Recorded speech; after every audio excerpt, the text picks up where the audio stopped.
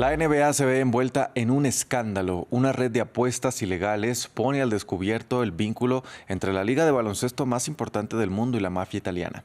Por el caso ya han sido detenidas una treintena de sospechosos, entre ellos un entrenador miembro del Salón de la Fama, un jugador en activo y un exjugador acusados de participar en un esquema de apuestas ilegales. Para hablar sobre este tema saludamos a Javier Suárez, él es economista especializado en economía del deporte. Javier, muy buenos días y bienvenido a France 24. Muy buenos días, Andrés, y gracias por la invitación. Javier, según la información dada a conocer por las autoridades, ¿cómo opera esta manipulación de apuestas? Pues ese es el principal de los problemas, que es una operación totalmente bajo la mesa, totalmente ilegal, en donde el valor principal del deporte, que es la incertidumbre, es decir, saber quién va a ganar, se está violando. Y lo que llamamos el match fixing es lo que se está volviendo pues la amenaza principal entre jueces, entrenadores, jugadores, incluso dirigentes de diferentes ligas, que el gran escándalo de la NBA pues ha sido el más mediático, además pues, fue en Estados Unidos, bajo un operativo de la FBI, pero donde la integridad en general del deporte a través de arreglos con jueces, jugadores, entrenadores, pues ve comprometido la integridad de cualquier liga hoy. Ahora, el escándalo en el que se ve envuelta la NBA pone al descubierto los nexos entre el deporte y las apuestas. ¿De qué índole se sospecha que es dicho vínculo en este caso? Lo más importante, tristemente, es que no hay una cifra real de cuál puede ser este vínculo. Es decir, el problema hoy, además de las apuestas, es que son fundamentalmente a través de plataformas virtuales donde el control, donde de hecho no solamente en el caso del match fixing o de los posibles amaños de los partidos, sino en el resto del ecosistema de las apuestas deportivas o las apuestas virtuales es el control de quienes hacen las apuestas, el control de quienes hacen las apuestas intermediando sus cuentas a través para otros, pues otros quienes, digamos, son los quienes ponen la plata, quienes ponen los recursos. Entonces ese finalmente ha sido el mayor, o es el mayor problema para detectar realmente la cifra o el alcance real de este mercado, digamos, ilegal, sabiendo que hay muchas casas de apuestas que tienen registro legal y un reporte de ingresos legales de acuerdo a la normativa de cada país. Pero este sigue siendo realmente el problema para saber cuál es el alcance real de este fenómeno. Ahora, en medio de toda esta trama, Javier, se conoció que la NBA autorizó las apuestas sobre sus partidos y jugadores y recibe entonces dinero de las casas de apuesta que también patrocinan a los equipos. ¿Qué tan importante es para la NBA y para los equipos esta situación? No solamente para la NBA, sino además en las ligas, es increíble, para mí por lo menos creo que es un muy mal mensaje para todos los usuarios, los fans, sobre todo los más jóvenes en Estados Unidos que tienen acuerdos formales la NBA, perdón, con DraftKings, por ejemplo, que es una de las grandes casas de apuestas. La NFL tiene también acuerdos formales con otras casas de apuestas. Lo vemos además en América Latina también. En Brasil la mayoría de equipos son patrocinados por casas de apuestas. En Colombia la liga lleva un nombre, la liga de fútbol profesional lleva el nombre de una casa de apuestas. Entonces creo que debemos poner un límite mayor de responsabilidad hacia la promoción de estas apuestas en el medio deportivo, donde lo que estamos llegando, pues creo que además la punta del iceberg el caso de la NBA, pero donde además hemos tenido otros casos en nuestros países también, que es como lo decías, realmente la punta del iceberg, porque recordemos que a través de las plataformas no podemos solamente hacer apuestas en los grandes eventos, sino en una cantidad de pequeños eventos o eventos menos conocidos en donde hay más riesgo de estos amaños de partidos. Javier, ya usted lo decía hace unos minutos, aunque se habla de un alcance incierto de todo este escándalo, ¿cuáles han sido ya las consecuencias a corto plazo? Las consecuencias a corto plazo es sobre todo, desde mi punto de vista, la integridad del juego. Hoy además desde el Comité Olímpico Internacional hay una línea completa de investigación y de promoción en contra del match fixing o del amaño de partidos.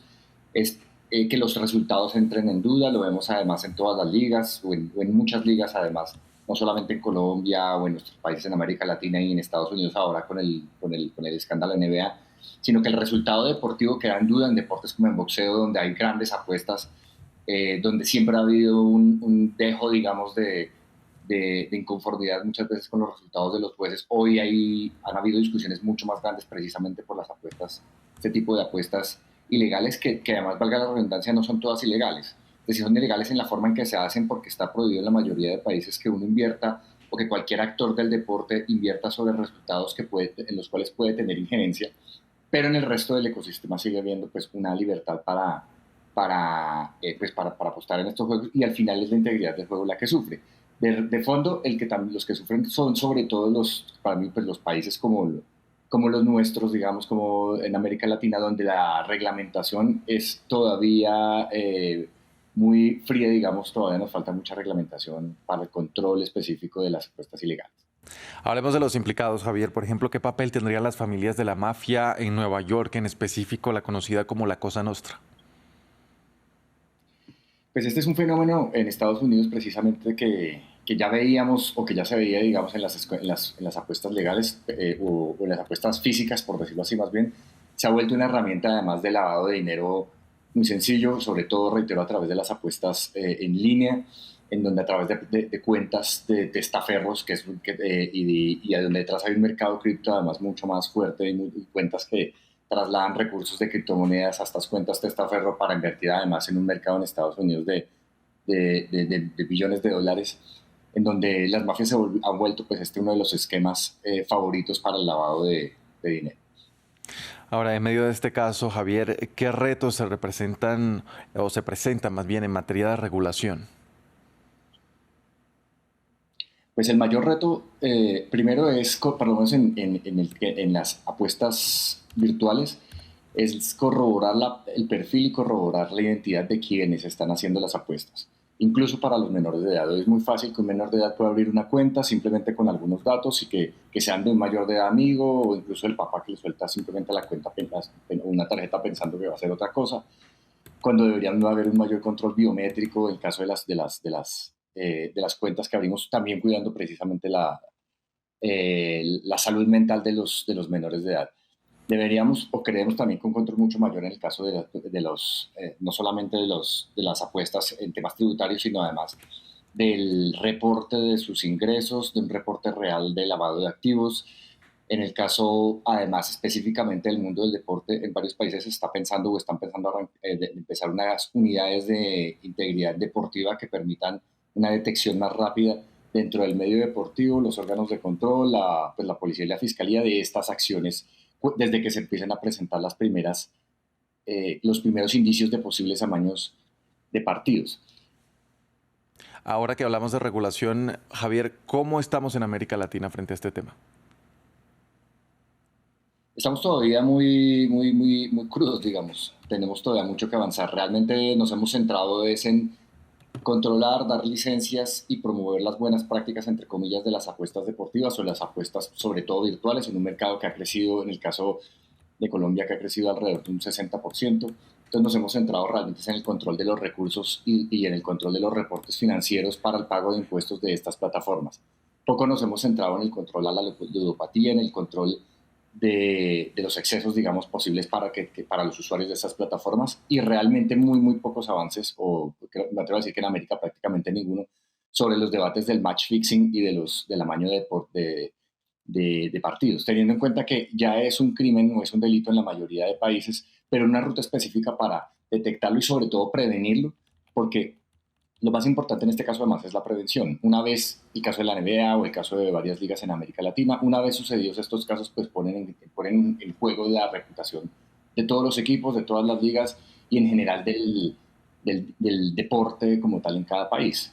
Y la reputación, pues como lo sabemos, pues es un valor muy difícil de recobrar. Y ya para finalizar, Javier, entonces, ¿qué puede hacer la NBA para recuperar la confianza no solo de la afición, sino también de sus patrocinadores? Pues yo creo que un primer debate es que, como en un momento por lo menos se hizo en varios países con las bebidas alcohólicas, es no permitir que las empresas de apuestas deportivas estén como patrocinadores de las ligas y los equipos. Este es un primer llamado. Cualquier niño desde los 15, 16 años que empieza a ser fan de un equipo de la NBA y ve que ve un anuncio de DraftKings constante, oficial patrocinador de la NBA, pues por curiosidad va a entrar a la plataforma y empieza a apostar, y empieza primero, pues puede generar comportamientos ludópatas que van a afectar su salud mental, pero además van a dañar la integridad del juego. Entonces creo que el primer paso realmente no solamente en la NBA, sino en todas las ligas, es no permitir el patrocinio de las ligas, de las ligas profesionales y bueno, de todo tipo de ligas también no profesionales por operadores de apuestas deportivas.